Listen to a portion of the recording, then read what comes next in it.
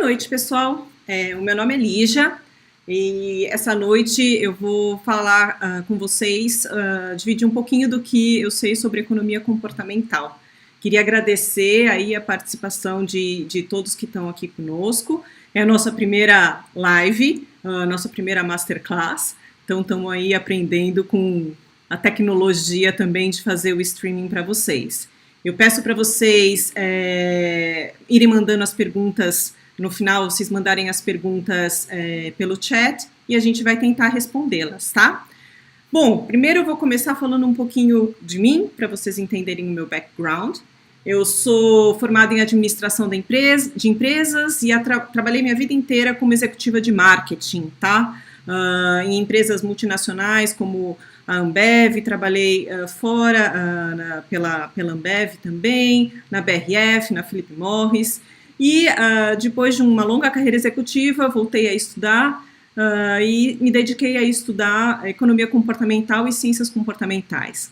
Como marqueteira, eu sou curiosa do comportamento humano, então queria entender mais sobre como é que as pessoas fazem as suas escolhas, como é que elas tomam suas decisões. E é isso um pouco o objeto de estudo da área da economia comportamental. Tive a oportunidade de fazer cursos em diversos lugares e agora estou até estudando neurociências. Mas a verdade é que essa área do conhecimento ela é interessante não apenas para quem trabalha com marketing e, claro, quer influenciar consumidores e usuários para escolherem os seus produtos e serviços. Na verdade, quando eu penso na vida executiva e até na nossa vida particular, todos nós estamos a todo momento nos comunicando com diferentes pessoas, tentando influenciá-las de alguma maneira, seja como líderes, seja como fornecedores ou parceiros. Então, entender a natureza humana na tomada de decisão é de grande valor para todo tipo de executivo e também para a nossa vida pessoal. Então, é um tópico de estudo que a gente vê muitas aplicações práticas, daí meu interesse crescente e crescente sobre o assunto.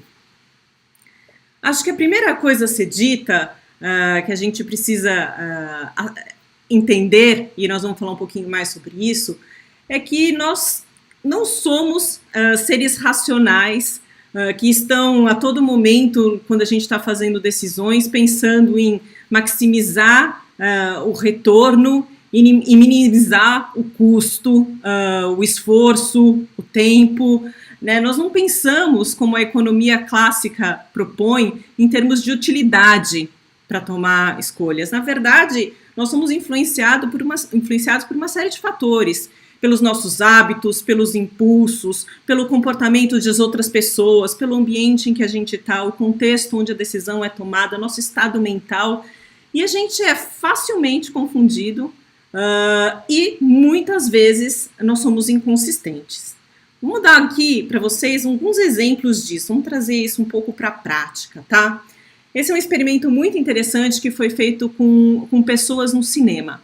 Então, imagina que metade da amostra eram de frequentadores de cinema que gostavam de consumir pipoca toda vez que iam ao cinema. Eles frequentemente, toda vez que iam, consumiam pipoca.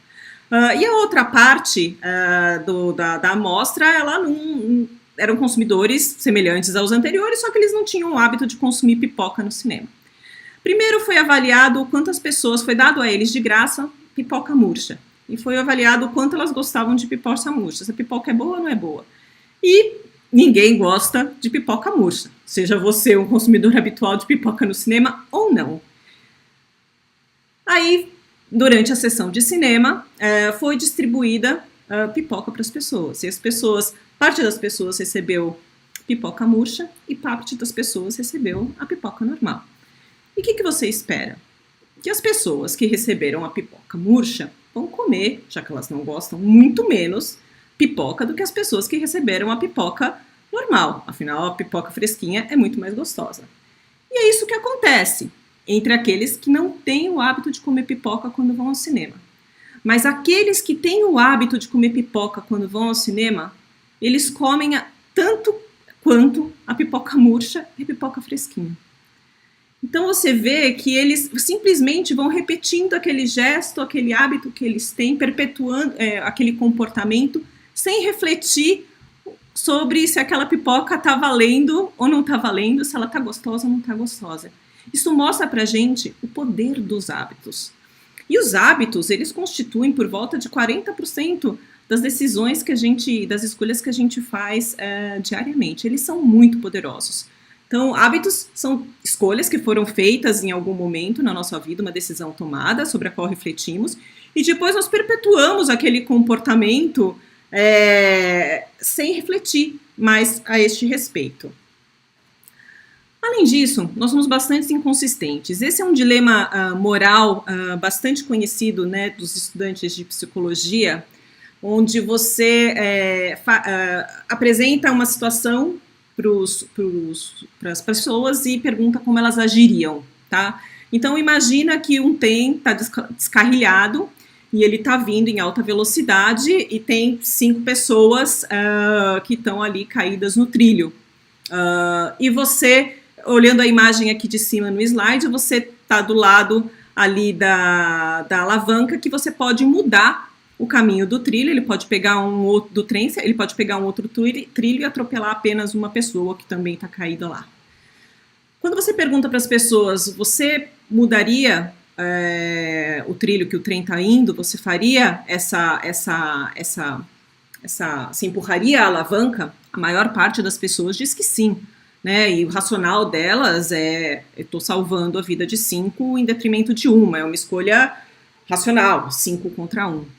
Só que se a situação é colocada numa forma diferente, numa perspectiva diferente, que é o desenho de baixo ali que vocês veem, você está sobre uma ponte, vem um trem desgovernado que vai atropelar 5 pessoas que estão caídas ali no trilho, mas tem uma outra pessoa ali na ponte, essa pessoa é grande, se você empurrar ela vai parar o trem e vai salvar a vida das 5 que estão caídas lá no trilho do trem. Você faz isso ou não?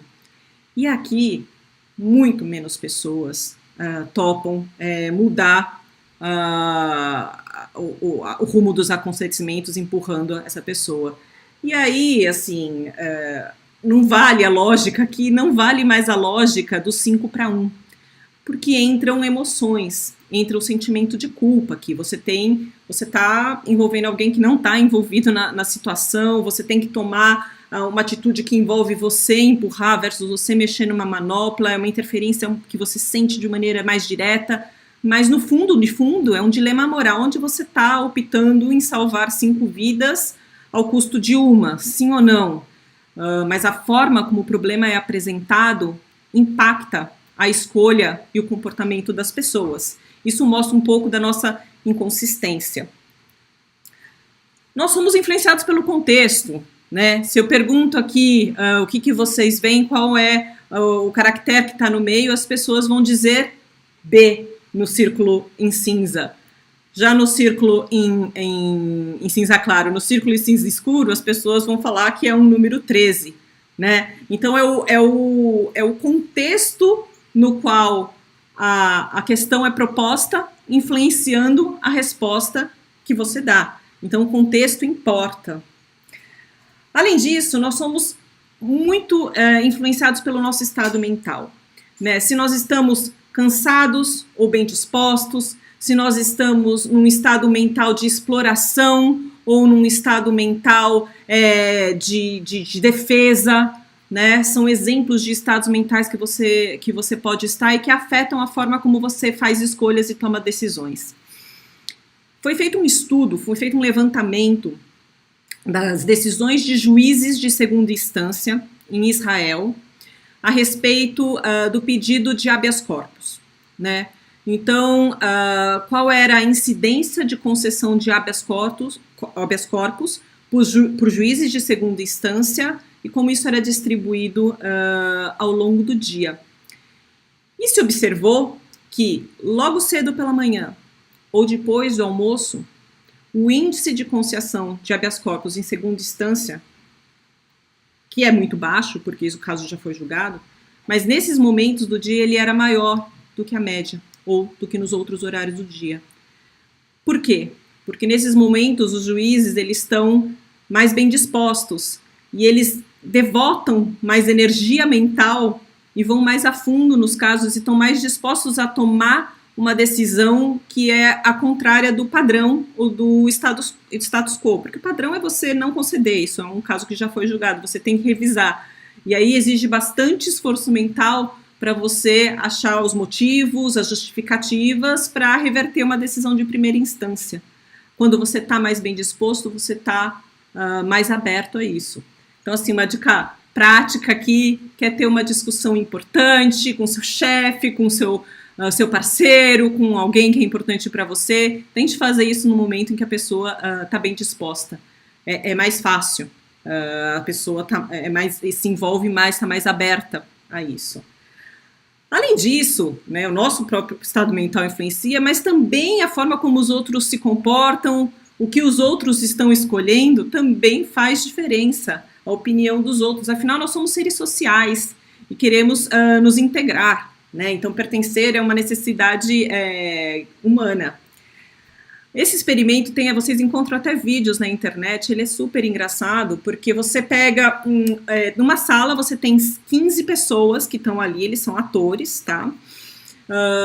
E a pessoa que é o objeto de estudo, ela entra também com esse grupo, e é apresentado para eles esses dois conjuntos de linhas, né? Então a pergunta é, qual linha, A, B ou C, corresponde à linha que é exatamente igual à linha que está à esquerda, né? E, curiosamente, todos os participantes ali vão levantando a mão e respondendo que é B. O que você diria? Você claramente vê que aquele não corresponde à realidade, mas está todo mundo respondendo, e 75% das pessoas respondem B. Você vê nos vídeos as pessoas assim, com a cara, nossa, que situação estranha, né? Como é que assim as pessoas estão falando isso, mas pouquíssimas, né? Tem a coragem de contrariar o grupo, quando a maioria é tão coesa assim. Isso mostra como nós somos influenciáveis. E também somos cognitivamente preguiçosos, né? Fazer escolha e tomar decisões ocupa capacidade cognitiva. E quanto mais complexa ou mais difícil essa tomada de decisão, mais ela ocupa. E nossa mente, nós somos desenhados para economizar energia, né, o tempo todo. Então foi feito um experimento em supermercados, você tinha uma gôndola, onde você tinha uma gôndola enorme ali, com 24 diferentes opções de geleia. Geleia é uma categoria de baixo envolvimento emocional, né? Então, assim, atirando os apaixonados por geleia, é uma categoria que tem baixo envolvimento emocional, mas você pode imaginar que uma prateleira com várias opções de geleia, ela é colorida, ela é atrativa, ela é bonita. E foi colocado, em outro momento, uma prateleira menor, onde vocês só tinham 6 opções. E o que se observou foi que, embora muito mais pessoas parassem na prateleira onde tinha mais opções de geleia, as pessoas compravam mais na prateleira onde era oferecido um número menor de opções para ela escolher, né? Então, assim, você vê todas aquelas opções, é bonito visualmente, te atrai a atenção, mas você fica confuso ali e acaba escolhendo não escolher, né? Decidindo por não escolher, deixando aquilo para depois. E quando você tem menos opções, a escolha é mais fácil, consome menos energia cognitiva sua, e na realidade, ele acaba sendo mais efetiva em vendas.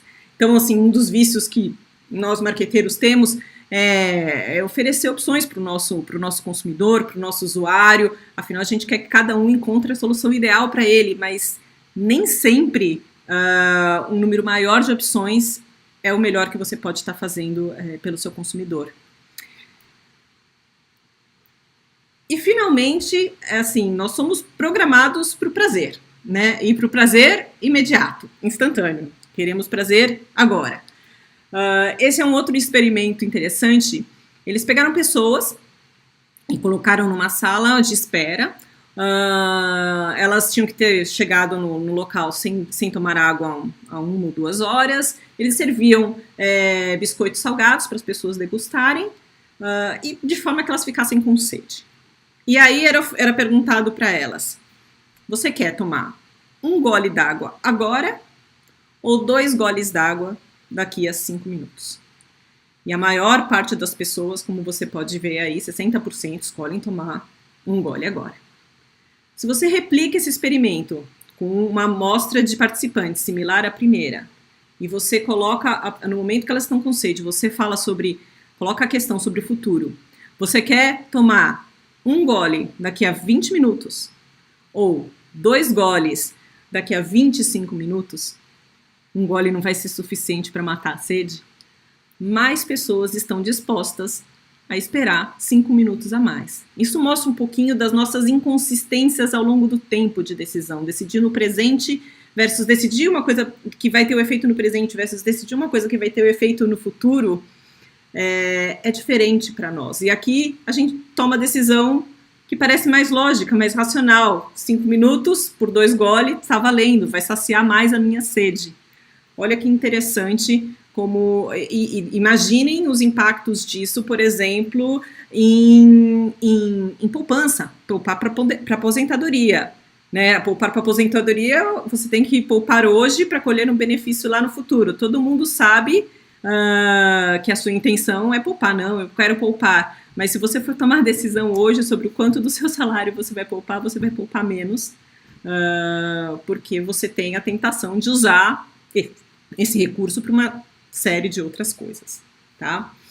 Então, o que os economistas comportamentais e pessoas que estudam o comportamento começaram a trazer é que, ao contrário dos econs, e isso são os homos econômicos, as pessoas, os seres míticos, segundo o Richard Thaler, que pensam de forma a avaliar a utilidade, maximizar retornos e minimizar custos, nós somos apenas humanos, né? E nós processamos informações de maneira imperfeita, nós nos deixamos afetar pelas emoções, nós somos influenciados pelo contexto, como a gente viu ali na questão no exemplo da prateleira das geleias. Nós temos a tendência de privilegiar o curto prazo em detrimento do longo prazo, nós somos inconsistentes e preguiçosos cognitivamente. O Daniel Kahneman, que é um ganhador do Prêmio Nobel, ele é um psicólogo que ganhou o Prêmio Nobel de Economia estudando os comportamentos humanos relacionados na questão de decisão e escolha. Ele explica, ele traz ele ilustra a forma como nós ponderamos essas escolhas usando uma figura de linguagem. Ele fala, imagina que no seu cérebro você tem 2 sistemas operacionais que estão ali operando simultaneamente, tá? O sistema 1, ele é um sistema automático. Ele está permanentemente ligado, ele é rápido, ele não requer muito esforço, ele tira conclusões rapidamente, ele consome pouca energia, está sempre lá a postos. Ele não requer esforço, não requer consciência. É a nossa intuição, ele está ali. O sistema 2, ele é deliberativo, né? Ele é ocasional, ele precisa ser acessado, ele é mais pesado, ele é consciente, né? Ele consome mais energia, ele leva mais tempo para fazer essas deliberações e ele é mais analítico. Então é como se todos nós tivéssemos esses 2 sistemas operacionais funcionando no nosso cérebro o tempo todo. Nós gostamos de acreditar e nos identificar com o sistema 2, mas na verdade o grande herói é o nosso sistema automático, ele é o sistema 1. O sistema 1, ele não é desprovido de inteligência, ele é um outro tipo de inteligência que privilegia a velocidade, a assertividade. E na maior parte das vezes, ele dá conta perfeitamente bem do negócio. Tanto que 90% dos nossos processos mentais, eles são definidos aí no nosso inconsciente pelo sistema 1, tá? Ele é influenciado pelo nosso repertório, pela nossa experiência, pelo quanto nós classificamos bem acertos e erros passados. Então, ele é um sistema que pode ser, é um músculo, como se fosse um músculo que pode ser desenvolvido. Muitas das nossas das nossas atividades, algumas das nossas atividades, inicialmente elas foram operadas pelo sistema 2. Lembra quando vocês começaram a dirigir, né? Então você tinha que pensar sobre cada movimento, mudança de marcha, pisar no acelerador, no breque, seta, era todo um processo para pensar. Quem dirige corriqueiramente, isso virou, depois de muita prática, isso virou sistema 1. E você vai fazendo sem grandes reflexões, você consegue ouvir uma música, conversar, participar de uma conferência ao mesmo tempo. Às vezes você vai de um lugar a outro e nem sabe qual caminho você fez, de tão automatizado. É a mesma coisa, por exemplo, com jogadores de tênis, né? No início você tem que processar tudo aquilo, a velocidade da bola, o ângulo da bola, qual a jogada, se eu rebater assim, como é que o meu adversário vai responder. Aos poucos, isso vai virando automático pela sua experiência e vai passando de um sistema para outro. Mas o sistema 1, esse sistema automático, ele é guiado por alguns fatores, né? A nossa predisposição positiva ou negativa, se aquilo te soa bem ou não te soa bem. Às vezes é difícil a gente falar, o que você pensa sobre um assunto? Talvez uma resposta mais fácil seja como você se sente sobre isso, né? Sua sensação é positiva, sua sensação é negativa, já te informa um pouco, e o sistema 1 ele é muito informado por isso. A questão de segurança, risco, né? Então a nossa aversão a risco, aquilo que é um fator que influencia muito, que ele é muito guiado, ele privilegia a segurança versus o risco, e por atalhos mentais, que são as heurísticas. A gente vai falar um pouquinho delas, que são regras práticas para te ajudar a resolver questões e interpretar situações de maneira mais fácil. Mas esses guias do sistema 1, eles levam a algumas consequências, né? Então, na maior parte das vezes, ele dá conta do recado, mas, de novo, ele privilegia a velocidade e a assertividade. Às vezes, nós incorremos em erro. Por quê? Porque esse sistema, ele privilegia a conformidade, então, o status quo, coisas que são familiares, conhecidas, homogeneidade, imagina as implicações disso quando a gente está querendo fomentar a criatividade dentro de um grupo, ter um grupo mais diverso, a gente precisa trabalhar racionalmente e ativamente para estar incorporando todas essas opiniões, toda essa diversidade, porque o nosso sistema 1, ele privilegia ali a homogeneidade, o status quo, a categorização nós versus eles, não, então assim, é do meu grupo, não é do meu grupo, é uma consequência muito das guias do sistema 1, atenção seletiva e os vieses. E agora a gente vai falar um pouquinho sobre essas falhas sistemáticas de pensamento aí, que podem levar a decisões ou escolhas que nem sempre são aquelas que são as melhores para nós. Então vamos entender um pouquinho das heurísticas e dos vieses, tá?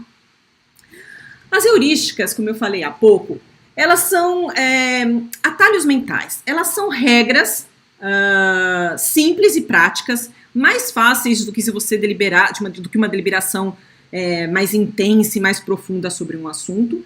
E elas nos ajudam a fazer escolhas. São julgamentos intuitivos, o bom senso, são atalhos mentais. Vou trazer alguns exemplos para vocês aqui. A heurística da representatividade. Nesse momento, provavelmente, vocês já estão todos espertos aqui e não vão cair na pegadinha. Mas quando eu pergunto para vocês, quem dessas duas pessoas tem um diploma de Harvard? Você deve estar sentindo que o Bill Gates corresponde mais à imagem, ao estereótipo que você tem de alguém que fez Harvard do que essa bela modelo. Na verdade, ela tem major in economics em Harvard e ele não terminou. Né? Então, o fato de que algo é mais representativo não significa que aquilo é mais provável. Mas a heurística da representatividade é um atalho mental muitas vezes usado por nós.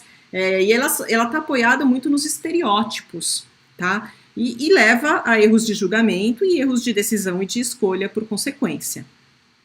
Um outro exemplo é a heurística da disponibilidade, tá? Que é o processo da gente julgar a frequência ou a probabilidade de algo acontecer de acordo com a facilidade com que ocorrências semelhantes àquelas vêm à nossa mente. Tá? Então, a facilidade com que a gente se lembra de alguma coisa faz com que a gente sinta que ela é mais frequente ou mais provável do que de fato é. Então, aqui eu acho que tá antigo, mas é muito bom, né? Essa charge, você tem, assim, o número de mortos nos Estados Unidos por obesidade ou por consumo de cigarros ou de álcool, e a pessoa está preocupada com o ebola, né? Que tem uma incidência muito menor, mas era o do que estava se falando no momento, aquilo era o grande tópico do que estava acontecendo, e as pessoas nem sempre lembram dessas outras coisas que também estão afetando a expectativa de vida, a imortalidade, né? Então, assim, eventos dramáticos, eles, por exemplo, queda de avião, as pessoas atribuem uma probabilidade disso acontecer muito maior do que de fato é a probabilidade de um avião cair, mas sempre que cai a gente vê as notícias, isso ocupa um espaço na nossa mente.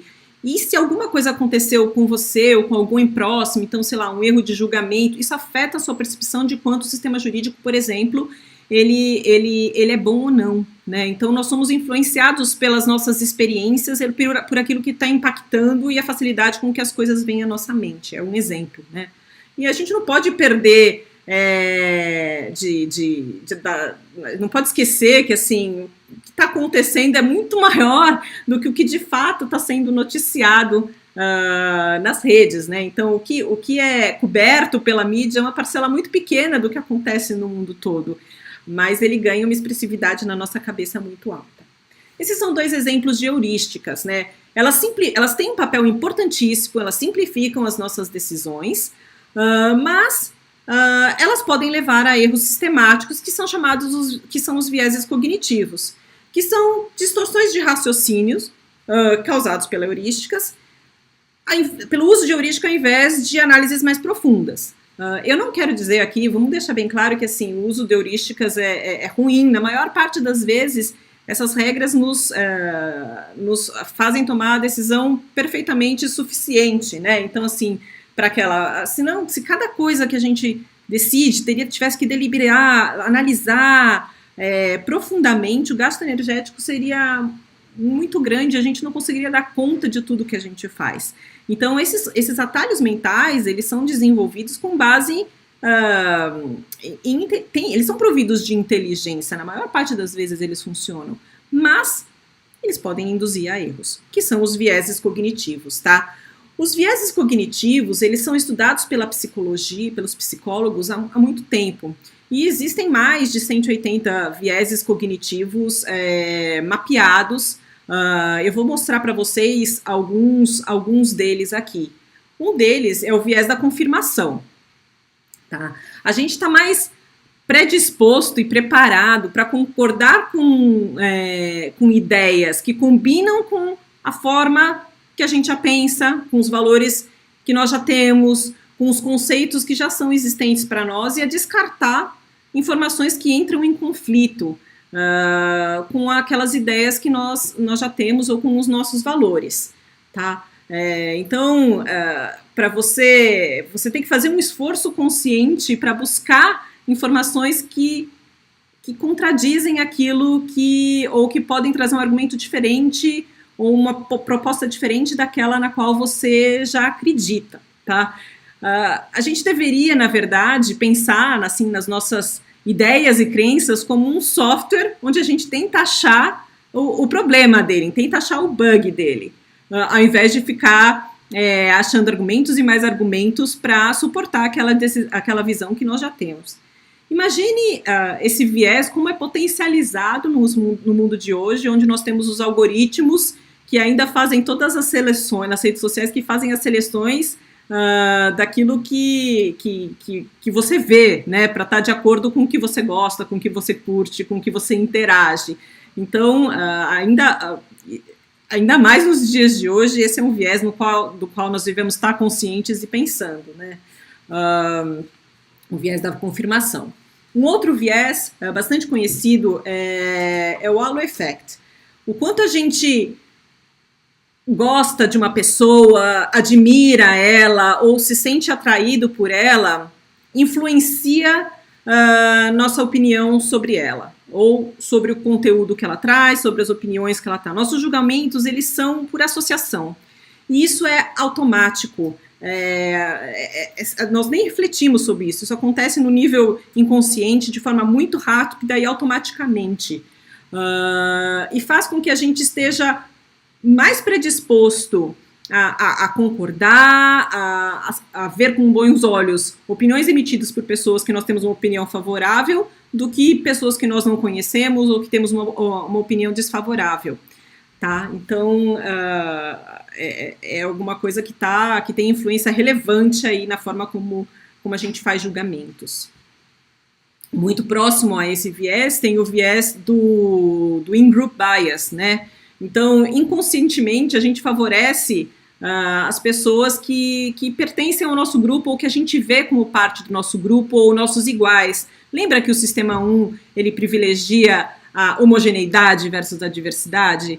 É instintivo, né? Vem da evolução, né? Assim, você defender o seu grupo contra um outro grupo que é visto como inimigo. E a gente continua perpetuando inconscientemente esse tipo de comportamento. Então, nosso cérebro, ele processa com maior facilidade informações negativas sobre um outro grupo, ou alguém pertencente a um grupo que não o nosso, visto como diferente de nós, e com maior dificuldade em informações favoráveis, e o contrário para as pessoas do nosso grupo. Tá? Não é que a gente desprivilegia outros grupos, é que a gente está ali num mecanismo inconsciente de autoproteção, de proteção dos iguais a nós mesmos. Imaginem os impactos nisso, por exemplo, na questão da diversidade dentro de organizações. Tá?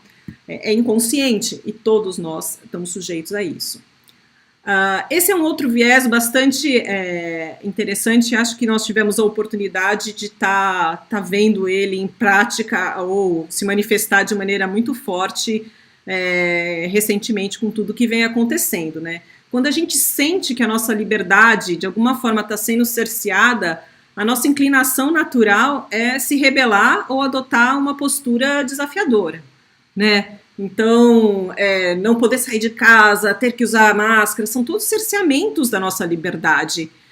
E a gente tem que lutar racionalmente para lidar com isso, porque instintivamente o automático é se rebelar contra isso e tomar uma atitude contrária, né? Pensa nos adolescentes, como eles se comportam.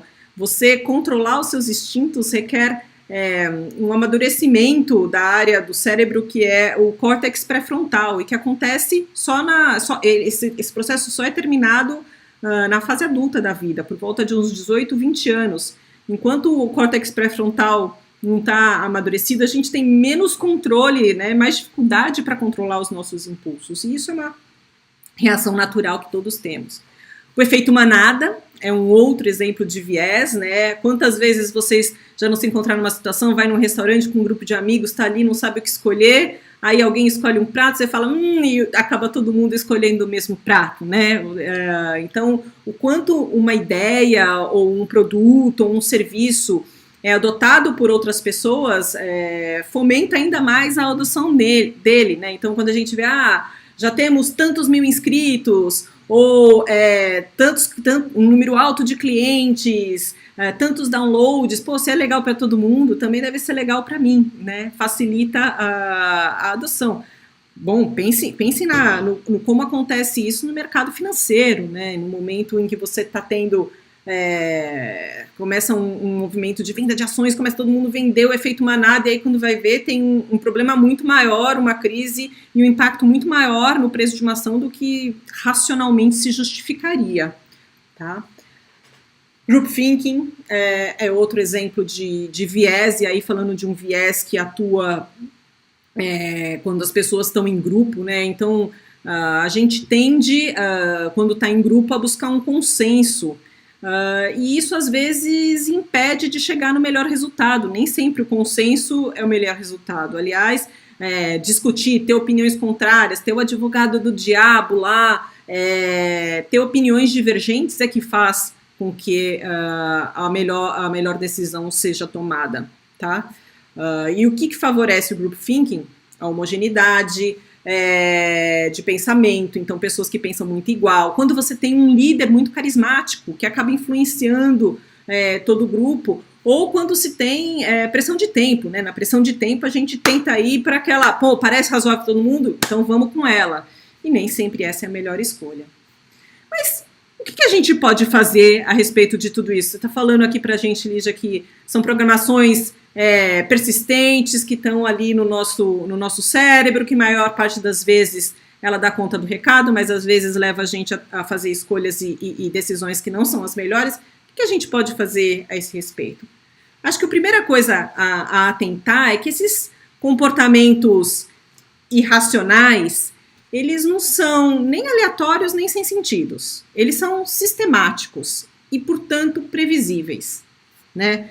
Então, como seres de racionalidade limitada, não irracionais, nós somos racionais, mas temos uma racionalidade limitada, mas nós somos inteligentes. Então, a gente consegue contornar esses vieses, né? Então, o que a gente tem que fazer para isso? Acho que o primeiro passo é ter consciência, entender aquilo que separa um hábito de uma escolha, que tipo de situação, por exemplo, pressão de tempo, dilemas morais, estado mental cansado, ou quando você está muito na defensiva, favorecem o surgimento desses vieses para você parar e, peraí, deixa eu pensar um pouquinho mais sobre esse assunto. Então, isso ajuda. Mais uma coisa importante que a gente pode fazer como seres humanos inteligentes que somos é design around it, né? Contornar o viés através de processos que nos ajudam a chegar em melhores resultados. Ou anulando o efeito de um determinado viés, ou se apoiando num atalho mental que possa produzir melhores resultados. Trazer aqui um exemplo que é clássico para vocês, que é como o recrutamento às cegas para músicos de orquestra sinfônica aumentou a participação de músicas mulheres nas orquestras norte-americanas. Então, lá na década de 70, se observou que as orquestras eram predominantemente masculinas, 95% dos membros das orquestras sinfônicas eram homens, e que isso não correspondia com o percentual de músicas mulheres, estudantes de música dos dois gêneros, né? Então, assim, por que isso está acontecendo? E se você pensar, o maestro, o corpo técnico de uma orquestra, eles acreditam que eles estão fazendo uma decisão total de seleção de um músico baseado em aspectos técnicos. Para ele importa ter o melhor violoncelista, o melhor flautista na orquestra. Não tem importância a aparência, quem é essa pessoa. Mas eles testaram e começaram a fazer as seleções às cegas, por trás das cortinas. Então os músicos vinham descalços, né, porque se identificou que eles, como os palcos são de madeira, o som de madeira, assim, ouviam o salto de mulheres, e isso ainda deixava o viés, e eles começaram a fazer, os músicos tocavam por trás da cortina, e o que eles repararam é que esse processo, a mudança no processo de seleção, fez com que o número de músicas mulheres aprovadas aumentassem significativamente. E não só músicas mulheres, mas também músicos de outras etnias e outras raças que também eram grupos subrepresentados. Então esse é um exemplo de como você redesenha um processo para contornar um viés inconsciente. Afinal, é do melhor interesse do maestro e do corpo técnico da orquestra ter os melhores músicos atuando lá. E, infelizmente, lembra do viés de favorecer as pessoas que parecem como você, do halo effect ou do in-group. A gente inconscientemente ouve de maneira diferente um músico com o qual a gente se identifica versus um músico com o qual a gente não se identifica. E os nossos vieses, eles são perigosos porque eles estão indo além de nós, né? Então, quando a gente fala em inteligência artificial, machine learning, algumas empresas já foram autuadas porque os processos delas acabam replicando vieses que são humanos. Então, aqui a gente está falando de um exemplo da Amazon e do Facebook, os algoritmos que ajudavam eles a fazer a seleção dos currículos que chegavam lá para as vagas, acabavam replicando vieses humanos. Eles olhavam as decisões passadas. O que os algoritmos fazem? Olham os currículos que chegaram antes, a taxa de aprovação, e como nós humanos aprovamos mais homens do que mulheres, mais brancos do que negros, ele acabava replicando esses padrões. Entendia que aquilo era critério de fator de sucesso e replicava isso. Então, os nossos vieses podem ir muito além de nós mesmos. E temos que tomar cuidado. E eles têm custos elevados, né? Aqui foi feito um estudo pela McKinsey, um estudo super interessante, onde eles avaliavam o que é mais importante para um processo bem-sucedido de planejamento estratégico. A profundidade da análise ou o processo pelo qual a discussão, a estratégia é elaborada, né?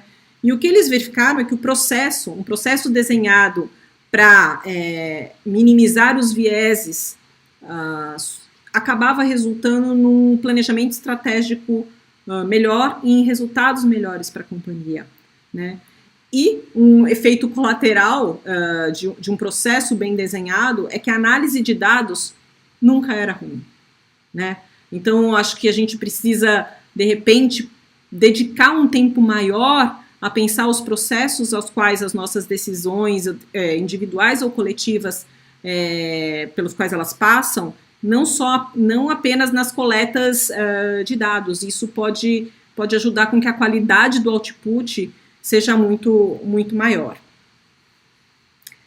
Agora eu queria trazer para vocês, porque a economia comportamental ela é uma ciência propositiva, né? Ela traz todas essas reflexões e contrapontos à teoria econômica clássica, de que nós não somos tão racionais, traz esses conhecimentos que vêm, na verdade, de outras áreas de expertise, como psicologia, neurociência, mas ela é propositiva no sentido de, e o que nós podemos fazer a respeito disso? E ela acredita, muitos dos economistas comportamentais acreditam que é possível ajudar as pessoas, né, a tomarem melhores decisões. E esses seriam os nudges, tá? Então, o nudge tem até o famoso livro do Richard Thaler. Ele é qualquer aspecto. O que é um nudge? É qualquer aspecto da arquitetura de escolhas que altera o comportamento das pessoas de maneira previsível, sem proibir nenhuma das opções, nem alterar de maneira significativa os incentivos financeiros ou econômicos ali envolvendo.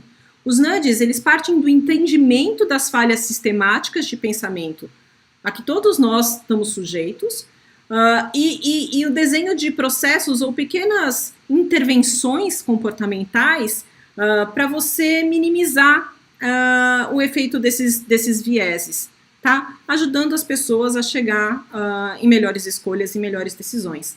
Aqui um exemplo bem simples, acho que todos vocês quando viajam ou se hospedam no hotel, veem lá no banheiro do hotel uma mensagem para você, estimulando você a reutilizar a toalha, né? E normalmente esse papelzinho, esse lembretezinho, ele vem trazendo as razões ambientais, né? Economia de água, menos produtos químicos, menos sabão para ser utilizado, traz essa linha de argumentação. Testou-se no mesmo hotel, parte dos quartos foi mantida a comunicação tradicional e em outra parte, ao invés de falar o porquê, eles apenas diziam o percentual de hóspedes que se hospedaram anteriormente ali no hotel e que reutilizaram as toalhas. Então, aqui usando um nudge que se apoia no viés da norma social, né? Então, se grande parte dos frequentadores do hotel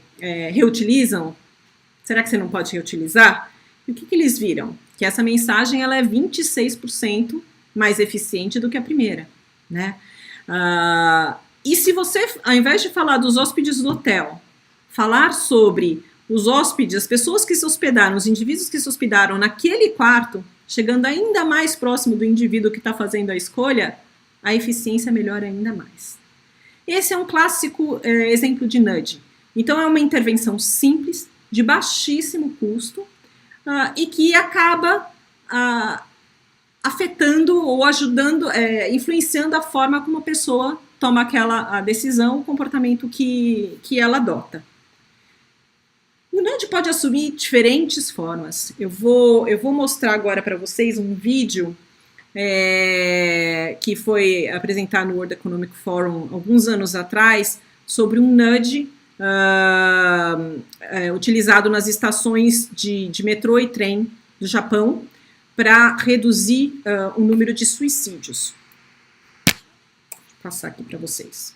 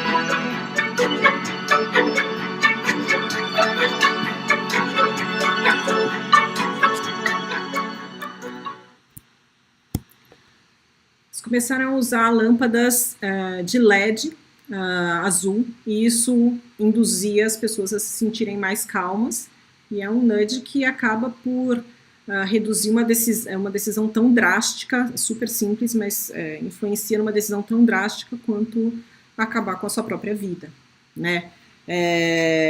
Então é um exemplo muito bonito de nudge. Se você pensar, né, quando quem fez recentemente algum exame de tomografia, aquela que você tem que entrar nas máquinas, não sei se vocês repararam, mas o ambiente da sala tem uma luz verde, eles colocam paisagens calmantes de floresta, eles tentam também influenciar o seu estado mental para você ficar tranquilo ali. É um exemplo de nudge para você também.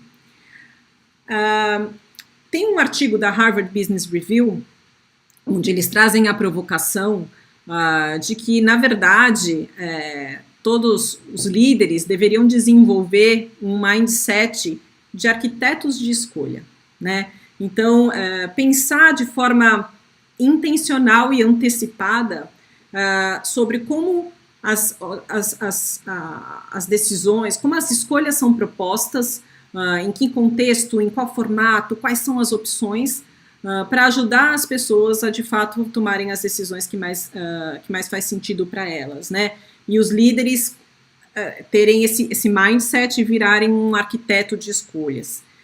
Vou trazer alguns exemplos para vocês de arquitetura de escolhas, como essas intervenções podem ser arquitetadas e como coisas simples podem fazer uma diferença, às vezes muito grande, às vezes nem tão grande, mas sempre num custo muito baixo que vale a pena você gastar uma energia pensando. Aqui, por exemplo,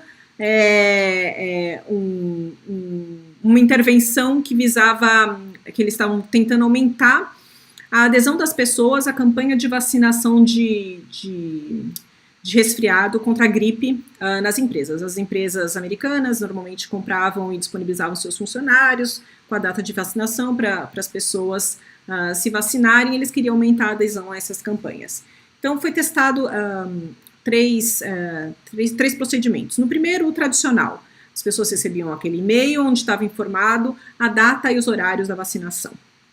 No segundo tratamento, no primeiro tratamento, parte das pessoas receberam um e-mail com todas as informações, mais um estímulo para ela planejar a data na qual ela tomaria a sua vacina.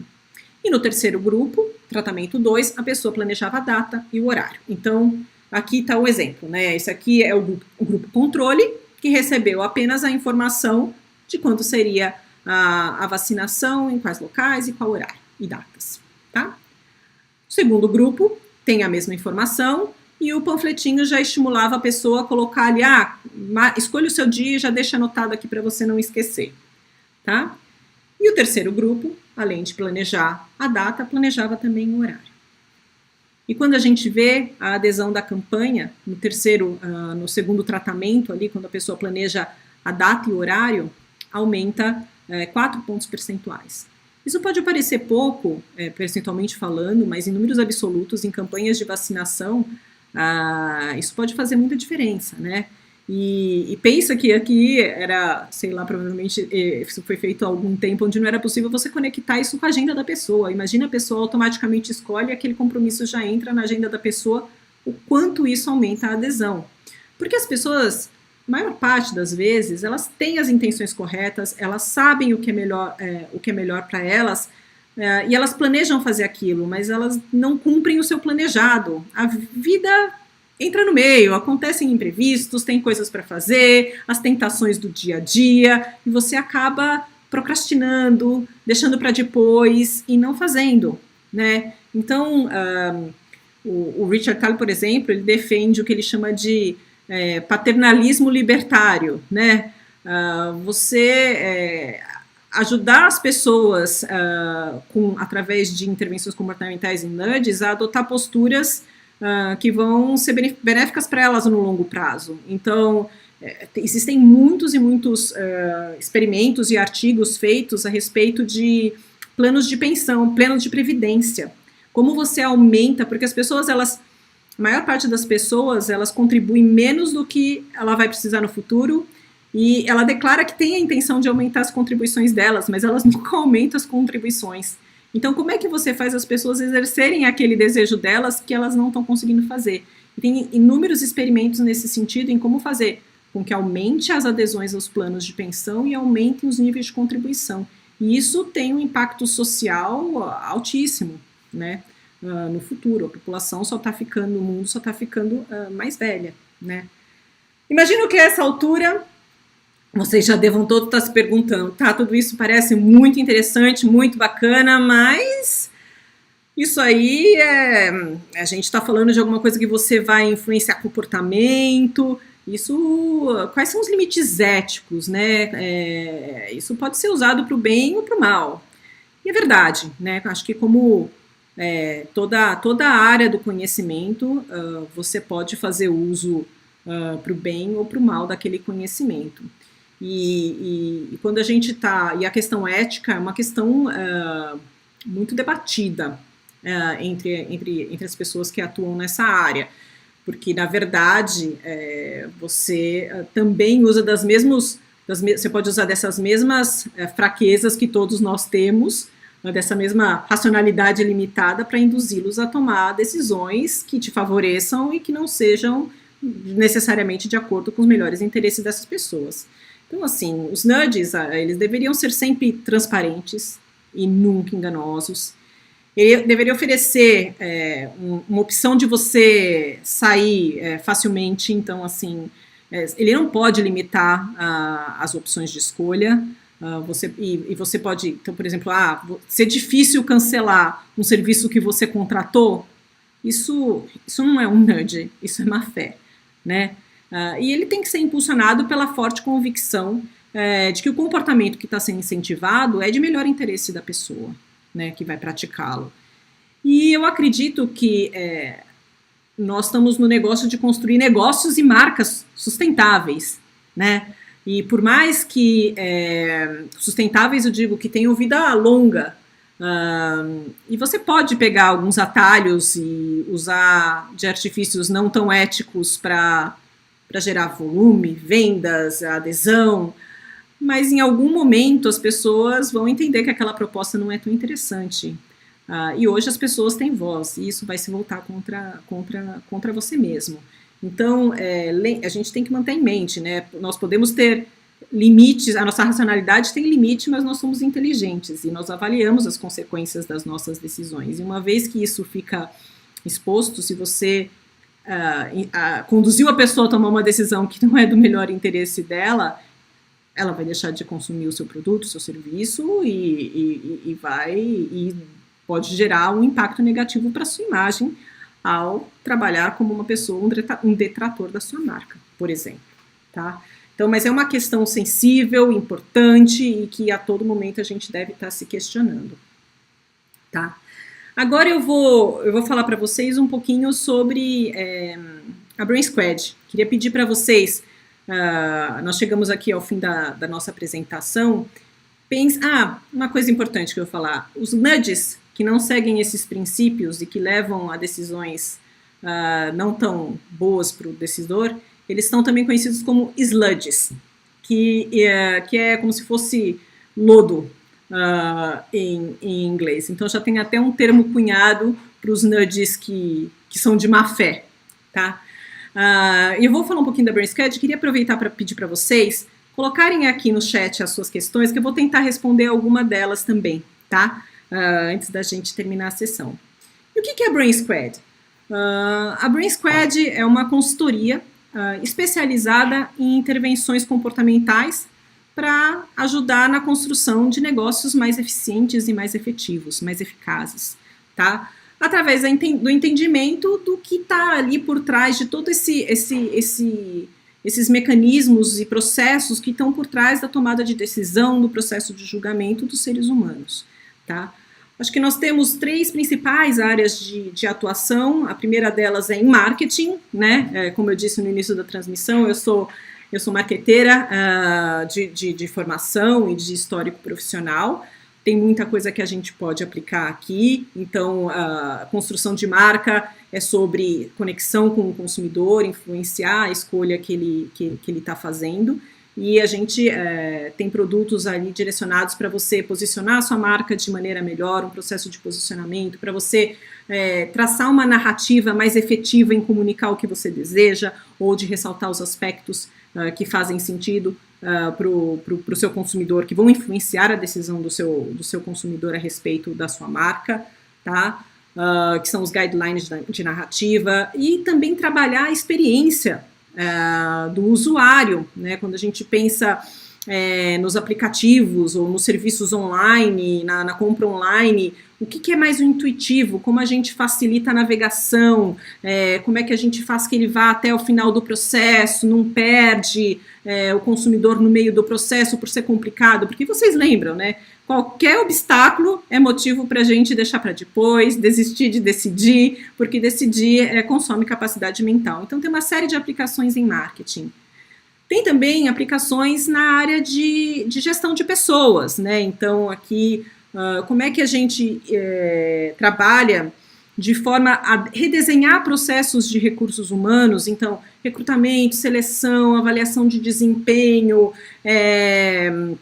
decisões a respeito de promoção e desligamento, como é que a gente redesenha esses processos de forma que eles sejam menos influenciados pelos vieses inconscientes, né, e ajude as empresas na missão ali, ou na jornada da diversidade e da inclusão, porque grande parte das empresas e das pessoas tem as melhores das intenções, mas essas programações, esses vieses, eles são inconscientes, eles são persistentes, eles são programações difíceis de você desarticular. Então, como é que a gente desenha processos? Acho que o da Orquestra Sinfônica é um exemplo bem simples ali no recrutamento de pessoas, mas isso influencia todos os principais processos de recursos humanos, né? Avaliação de desempenho, mulheres tendem a receber, por exemplo, comentários muito mais relativos à personalidade do que a habilidades, na questão de definição de remuneração, como é que esses vieses estão impactando o julgamento da remuneração variável, por exemplo, e o que a gente pode fazer para desenviesar. Então, e além disso, essas pessoas diversas, uma vez que elas chegam e estão surgindo muitos programas afirmativos bacanas em uma série de empresas, trazendo grupos minorizados, né, para dentro das empresas, mas não basta só trazer, essas pessoas têm que sentir que lá dentro elas pertencem e têm a chance real de progredir. Então, como é que a gente trabalha toda a organização para que esse ambiente favoreça esse tipo de coisa, tá? Também tem uma série de aplicações na questão do well-being e performance no trabalho, né? Então, considerar os estados mentais das pessoas para a gente favorecer que elas cheguem, deem o seu melhor potencial. Então, como é que a gente faz isso? A performance de grupos, né? Por exemplo, a gente falou dos vieses das decisões em grupo, então como é que a gente desenha processos deliberativos em grupo de forma que a empresa maximize os recursos intelectuais que ela tem lá dentro e de fato chegue nas melhores decisões? São algumas das aplicações que existem. Mas, na verdade, é que onde tem um comportamento humano, pode ter uma oportunidade de intervenção para ajudar as pessoas a tomarem decisões mais eficientes. Então, tem uma série de outras aplicações, né? Então, finanças pessoais, políticas públicas, saúde, né? Não sei se vocês sabem, mas um dos grandes problemas é que as pessoas não seguem o tratamento prescrito pelos médicos, né? E isso diminui a eficiência do tratamento, né? De tomar os remédios nas horas certas, nas quantidades corretas. Então, como é que a gente ajuda as pessoas a cumprirem aquilo, a ajudar a fazerem o tratamento de maneira mais assertiva e terem melhores resultados? É um exemplo, por exemplo, mas quando a gente fala também de alimentação, né? Acho que não basta ter informação, todos nós sabemos que tipo de alimento faz bem, que açúcar em excesso faz mal, que precisamos nos exercitar, mas daí a conseguir colocar tudo isso em prática é difícil. Então, existem muitos trabalhos também feitos, por exemplo, em cafeterias ou restaurantes universitários de escolas para ajudar os estudantes a fazerem as escolhas corretas de alimentação, né, e diminuir os índices de obesidade, por exemplo. Né, então, que é uma questão de saúde pública. Quando a gente fala de public policy, por exemplo, tem como você aumenta o pagamento dos impostos, né, também tem muitos trabalhos feitos nesse sentido, né, ou você quer induzir a economia de energia, que tipo de comunicação você usa, que tipo de ferramenta você usa, você precisa que as pessoas consumam menos energia, como é que você é mais efetivo em engajar as pessoas e em mudar o comportamento delas. Então, assim, as aplicações são inúmeras, tá? Só trazendo alguns exemplos aqui para vocês. Nós somos em 3 sócios, eu, a Lu e o Cris. A Lu e o Cris, eles têm um background também em marketing e são especialistas em pesquisa do consumidor, então eles conhecem muito de comportamento também. Temos alguns clientes com quem a gente trabalha e tem muito orgulho de ter ajudado eles nos seus desafios comportamentais. E se você gostou do assunto e quer conhecer mais, siga a gente no LinkedIn, no LinkedIn ou no Instagram, ali está o nosso perfil do Instagram. E nós temos um e-book que tem praticamente, são exemplos diferentes, eu busquei exemplos diferentes para trazer para essa live, mas tem o conteúdo dessa live com exemplos diferentes, vieses diferentes para vocês conhecerem, façam um download do nosso e-book. Agora, acho que eu vou partir aqui para as perguntas, deixa eu só dar uma olhadinha aqui.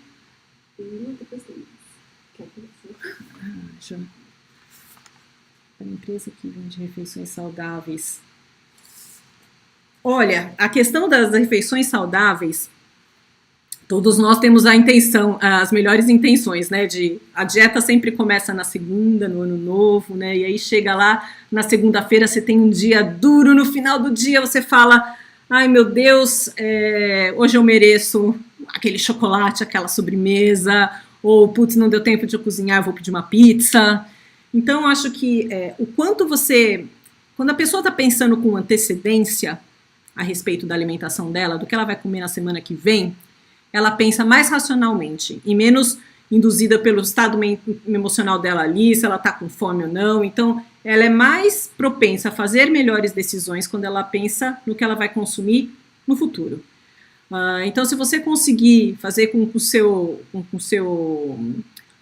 consumidor se abasteça dos seus produtos, tome essas decisões antes, você automatizar esse processo para ele, né, num cardápio, e aí a pessoa, na hora que ela vai comer, ela já tem ali disponível para ela, olha, na segunda-feira é o quiche com salada e já está na sua geladeira, facilita ela a fazer aquela escolha versus pedir a pizza. Então, o quanto você consegue ajudar a pessoa a programar as refeições dela na semana que vem, aí ela não tem que pensar a respeito daquilo e acaba se comportando de maneira melhor, fazendo as escolhas melhores, aí ela atinge os resultados que ela quer e ela fica mais satisfeita com você. Então, antecipar as decisões, fazer com que ela antecipe as decisões, é um exemplo de aplicação aqui.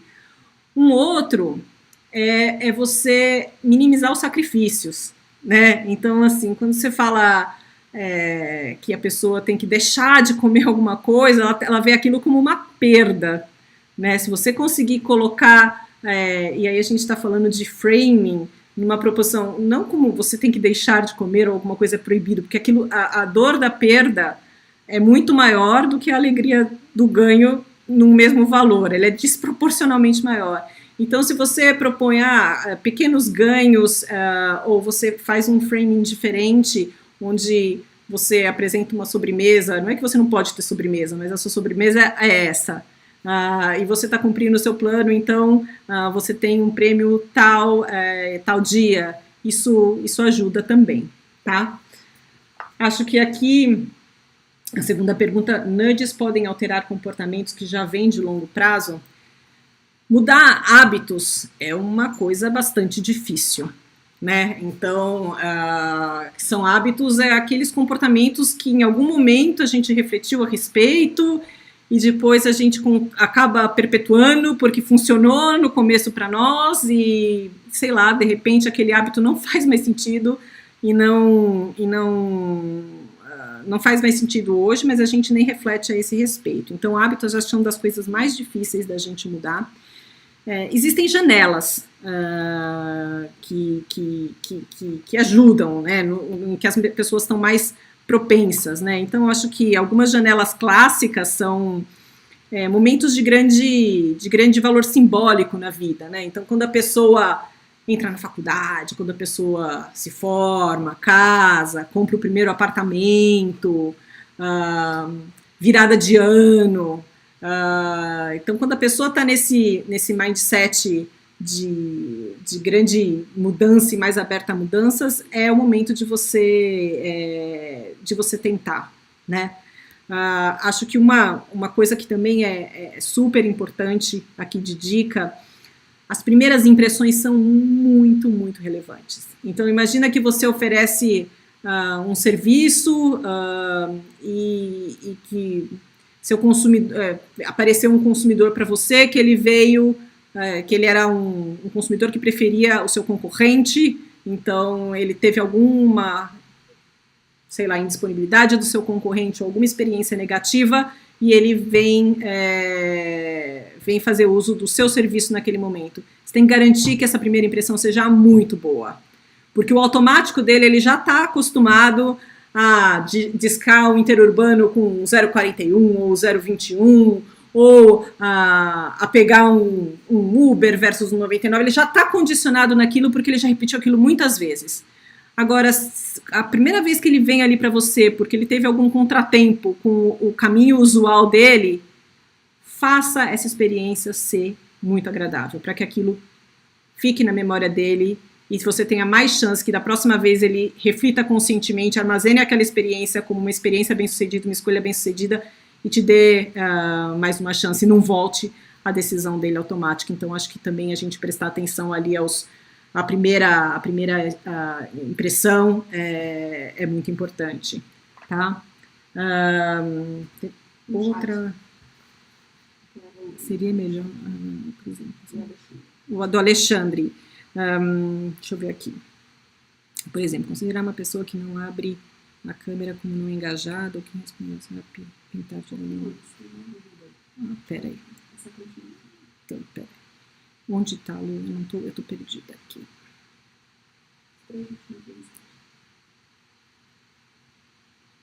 Oi, super obrigada. Queria ouvir a sua opinião sobre o desenvolvimento de novos vieses com mudança das relações. Assim, essa outra oportunidade aí grande de mudar hábitos é quando você tem uma grande disrupção. Acho que o que a gente está vivendo com a pandemia é um grande experimento social. Nós tivemos uma disrupção grande, onde grande parte dos nossos hábitos tiveram que ser revistos, né? Então, a gente teve que achar novas formas de trabalhar, de fazer exercício sem poder ir na academia, de lidar com a questão das crianças que não estão na escola, estão em casa. E isso é a oportunidade para as pessoas experimentarem uma série de novos comportamentos, né? O Peloton, por exemplo, é um exemplo de um provedor de serviço, de app, para você fazer spinning, que surfou muito essa onda, né? Então, assim, as pessoas tiveram que encontrar soluções para novos problemas, e se nesse momento você conseguiu provê-la, ela estava aberta à mudança, a coisas novas, e se nesse momento você conseguiu prover a elas uma solução que entregou valor, você está feito, né? Então, esse é um outro momento onde a quebra de hábitos é possível, quando há grandes disrupções. Desculpa, Alexandre, fugir da sua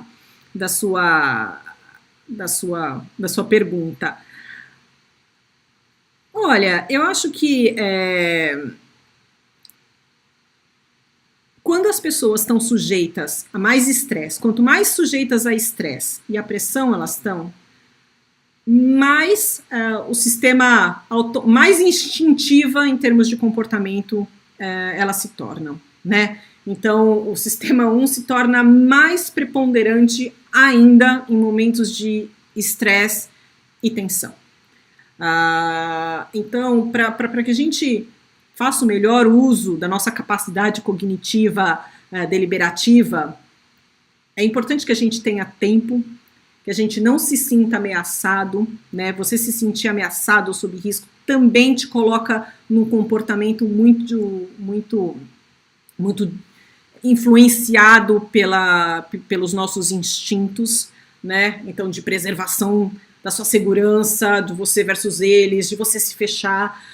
Então, é natural, eu acredito, né, uma opinião minha pessoal, que as pessoas elas estão agindo hoje, adotando comportamentos mais instintivos e, portanto, mais sujeitos a erro.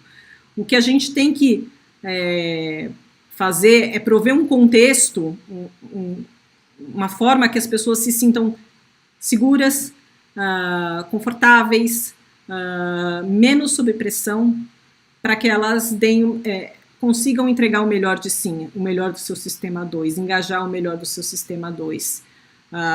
Eu acho que isso é uma consciência que nós todos devemos ter nesse momento.